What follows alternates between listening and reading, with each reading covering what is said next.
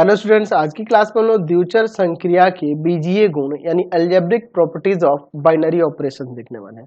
Actual में आप इसे ये भी कह सकते हैं द्विचर संक्रिया के प्रकार। आप चाहो तो ऐसे भी कह सकते हैं कि ये द्विचर संक्रिया के प्रकार आज हम लोग देखेंगे। एक्चुअल में ये बीजीय गुण ही है जिनको हम लोग इसमें द्विचर संक्रिया के प्रकार के रूप में देखने वाले हैं। द्विचर संक्रियाओं के प्रकार, उनके टाइप्स को देखने वाले हैं। ठीक है ना जी। चलिए, तो इसके बीजीय गुण कहिए या प्रकार कहिए। पहला जो होगा, पहला उसे हम लोग कहेंगे क्रम विनिमय द्विचर संक्रिया। क्रम विनिमय द्विचर संक्रिया यानी कि कम्यूटेटिव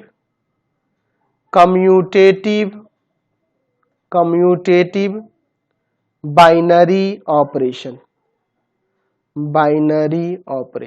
कम्यूटेटिव बाइनरी ऑपरेशन। चलिए देखते हैं क्या होता है कम्यूटेटिव बाइनरी ऑपरेशन, क्रम विनिमय द्विचर संक्रिया। तो हम लोग इसकी परिभाषा ऐसे दे सकते हैं कि समुच्चय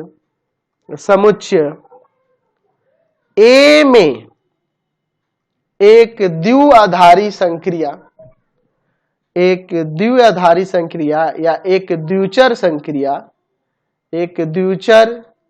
संक्रिया क्रम विनिमय कहलाती है। कब कहलाती है जी?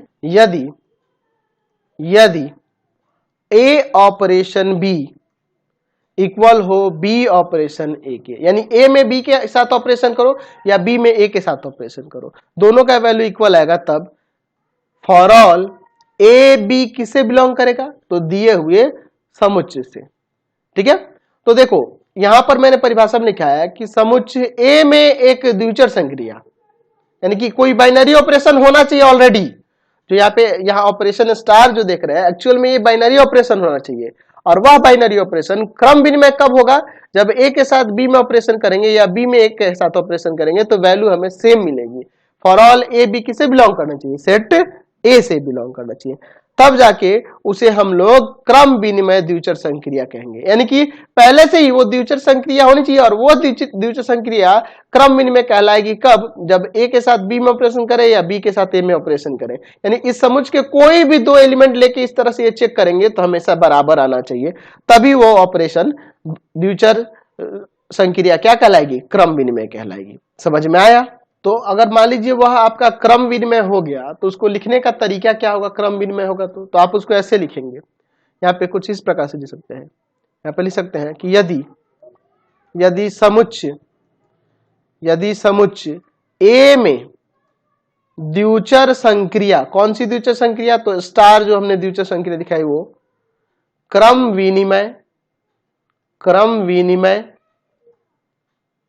विनिमय है, तो हम कहते हैं कि जो इसका सिस्टम है, किस तरह से दिखाएंगे? तो समुच्चय ए पर हो रहा था और ऑपरेशन स्टार लगाया जा रहा है। ठीक है, क्रम विनिमय है। ऐसे हम लोग यहाँ पे सिस्टम ये जो है क्रम विनिमय है, ऐसे आप लिख सकते हैं। समझ गए? चलिए अगला देखते हैं हम लोग। सेकंड नंबर, साहचर्य द्विचर संक्रिया यानी कि एसोसिएटिव बाइनरी ऑपरेशन। क्या होता है एसोसिएटिव बाइनरी ऑपरेशन? तो हम लोग इसकी भी परिभाषा से दे सकते हैं यहाँ पर कि समुच्चय या लिख देते हैं किसी समुच्चय ए में द्विचर संक्रिया जो स्टार हम लोग ले रहे हैं, या लिख सकते हैं कि साहचर्य कहलाता है। कब कहलाता है? यदि ए के साथ बी का ऑपरेशन करो और फिर सी के साथ उसका ऑपरेशन कर दो, इक्वल होगा ए ऑपरेशन बी ऑपरेशन सी। यहां देखिए इसमें क्या है कि ए के साथ बी में ऑपरेशन करके सी के साथ ऑपरेशन करो, यहाँ क्या है बी में सी के साथ ऑपरेशन करके उस जो आएगा उसके साथ ए का ऑपरेशन करेंगे। तो हमारा अगर वैल्यू बराबर हो तो आपका सहचर होगा। For all A B C किससे बिलोंग करेगा, दिए हुए समुच्चय ए से, ठीक है। तब इसको हम लोग क्या कहेंगे, सहचर्य द्विचर संक्रिया। ये ब्रैकेट देने का मतलब क्या है कि पहले इसकी संक्रिया होगी फिर इसके साथ, यहाँ पे पहले इसमें संक्रिया होगी फिर ए के साथ इसकी संक्रिया करेंगे, ठीक है। ये ध्यान रखना होता है, ठीक है। अब इसमें ध्यान रखना, पढ़ेंगे कैसे, देखो इसको जल्दी से पढ़ना, ए ऑपरेशन बी और फिर थोड़ा विराम देके ऑपरेशन सी। यहाँ पे कैसे पढ़ेंगे, ए ऑपरेशन विराम देंगे और फिर बी ऑपरेशन सी, एक साथ पढ़ेंगे क्योंकि ये दोनों एक साथ है ना जी। तो इस तरह से ध्यान देना होगा। अगर मान लीजिए ये जो ऑपरेशन है संक्रिया स्टार जो है, अगर यह सहचर हो जा रही है तो उसको कैसे लिखेंगे, यहाँ पे लिखेंगे यदि समुच्चय ए में द्विचर संक्रिया कौन सी, स्टार जो है साहचर्य है, तो हम कहते हैं कि जो सिस्टम जो है ए सेट के साथ जो बाइनरी ऑपरेशन लिया जा रहा स्टार, वह साहचर्य है, ठीक है ना जी, वह साहचर्य है, ऐसे हम लोग दिखाएंगे। तो यहाँ जो ऑपरेशन है कोई भी ऑपरेशन हो सकता है, यूनियन का, इंटरसेक्शन का, प्लस का, माइनस का, कोई भी ऑपरेशन हो सकता है। अब वो साहचर्य होगा कि नहीं वो क्वेश्चन के अकॉर्डिंग देखेंगे, जो आपके क्वेश्चन में ऑपरेशन दिया होगा उसके अकॉर्डिंग। चलिए अगला देखते हैं हम लोग, तीसरा बंटन या बंटनिया भी लिख सकते हैं, द्विचर संक्रिया यानी कि डिस्ट्रीब्यूटिव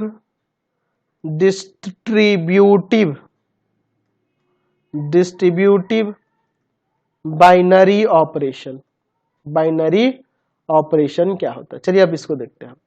हम लोग इसमें ऐसे लिख सकते हैं कि माना, यहां मान लेते हैं हम लोग, ठीक है, हमारे पास ए एक सेट है, अरिक्त समुच्चय, ए एक अरिक्त समुच्चय है, ठीक है। तो इसमें कोई ना कोई अवयव है तथा स्टार और ऑफ ए में दो द्विचर संक्रिया, ये दोनों बाइनरी ऑपरेशन दिए हुए हैं, द्विचर संक्रियाएं हैं। तो यहां पे लिख सकते हैं कि संक्रिया जो स्टार दी हुई है, संक्रिया ऑफ के सापेक्ष वाम वितरित कहलाता है, मतलब बाएं तरफ से वितरित कहलाता है, यदि ए operation B operation C equal हो, ए के साथ डिस्ट्रीब्यूट करो, ए के साथ बी का ऑपरेशन फिर ऑफ देके, है ना, ये भी ऑपरेशन ही है, ए के साथ सी का operation. For all A B C belongs to set A, ठीक है। ये वाम वितरण होता है। और एक दक्षिण वितरण होगा, जब हम लोग किस तरह से लिखेंगे जिसको, ऐसे लिख सकते हैं कि यहां पे लिख सकते हैं कि संक्रिया स्टार संक्रिया ऑफ के सापेक्ष दक्षिण वितरित कहलाता है, यदि यहां पर हम लोग इस तरह से ले सकते हैं, B of C operation A equal हो, यहां से किस तरह से, बी के साथ ए का ऑपरेशन फिर उसके बाद सी के साथ ए का operation. For all A B C belongs to set A, ठीक है ना जी। तो देखो एक्चुअल में इसके साथ इसका वितरित किया जाए, है ना जी, दक्षिण तरफ से, और इसमें बाएं तरफ से किया जा रहा है, इसीलिए हम लोग इसको वाम वितरण, इसको दक्षिण वितरण कह रहे हैं। बात को समझे ना जी, दोनों में यही फर्क है। एक्चुअल में दोनों बंटन बंटन नियम ही है, बंटनीय द्विचर संक्रिया ही है, लेकिन ये बाएं तरफ से हो रहा है, एक दाहिने तरफ से, इसलिए इसे वाम और दक्षिण यहाँ पे नाम दे दिया गया है। और इसी सब के ना अकॉर्डिंग हमने वितरण नियम का प्रयोग क्लास 11th में सेट चैप्टर में किया था, याद है आपको? ए operation B operation C, operation ही देखो, ये इंटरसेक्शन है, यहाँ यूनियन है, तो इसमें क्या करते थे?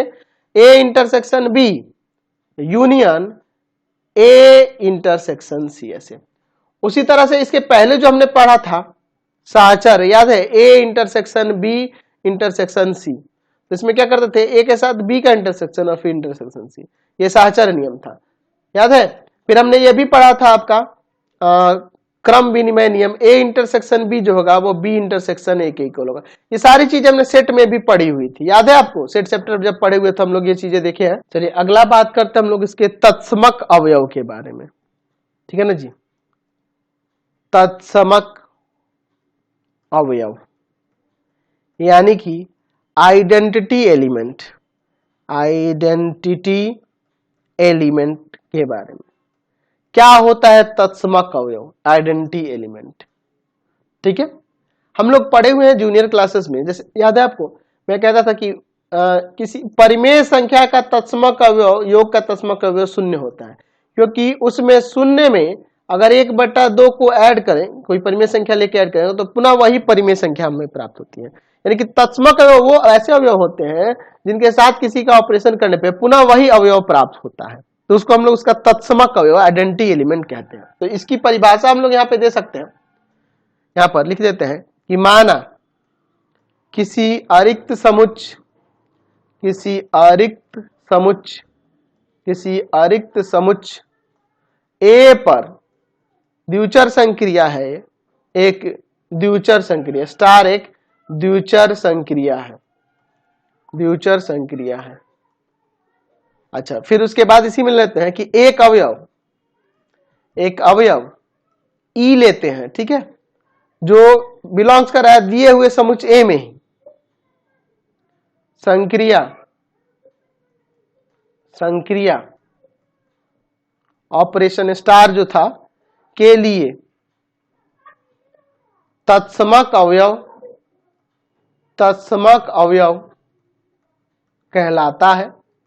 कौन? इस ई को तत्समक अवयव कब कहेंगे? यदि ई कब तत्समक अवयव कहलाते? यदि ए के साथ ई का ऑपरेशन करें या ई के साथ ए का ऑपरेशन करें तो पुनः हमें सेट एलिमेंट ए ही मिले, फॉर ऑल ए किससे बिलोंग करे? दिए हुए समुच्चय से। यानी कि समुच्चय ए का ही कोई एक ऐसा एलिमेंट ई है जिसके साथ ए का ऑपरेशन करने पर या ए के साथ उस एलिमेंट का ऑपरेशन करने में पुनः वही एलिमेंट आता है जो उस सेट ए का है, ठीक है ना जी? तब उसको हम लोग उसका तत्समक अवयव कहेंगे, ठीक है ना जी? इसीलिए मैंने कहा कि परिमेय संख्याओं के लिए तत्समक अवयव क्या होगा? 0 होगा। योग का तत्समक अवयव क्या होगा? 0 होगा।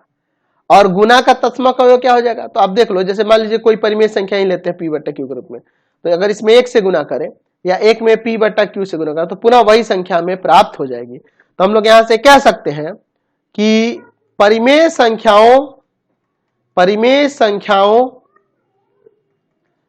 के का समुच्चय के लिए, समुच्चय के लिए, समुच्चय के लिए योग का तत्समक, तत्समक अवयव 0 होता है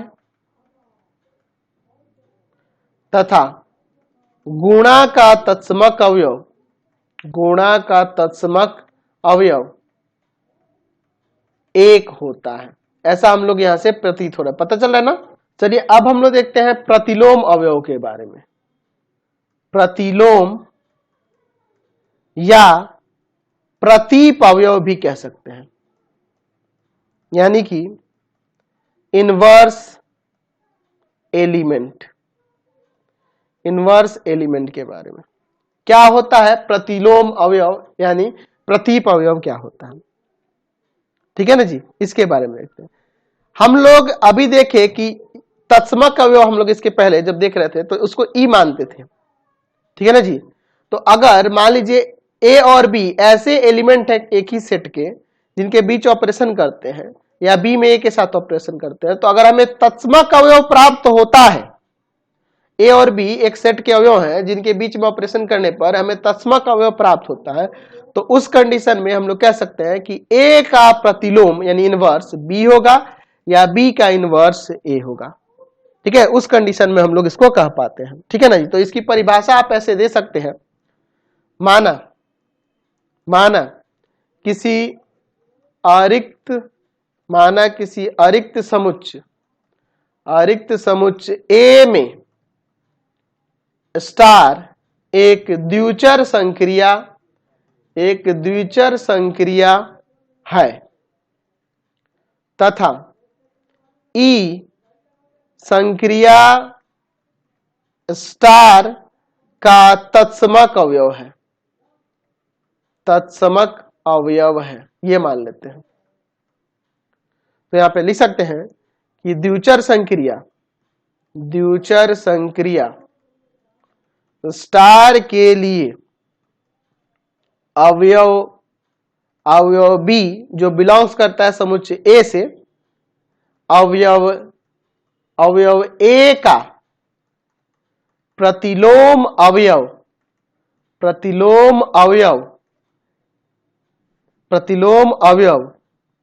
या प्रतिलोम कहलाता है, या सिर्फ प्रतिलोम भी लिख सकते हैं, या प्रतिलोम कहलाता है।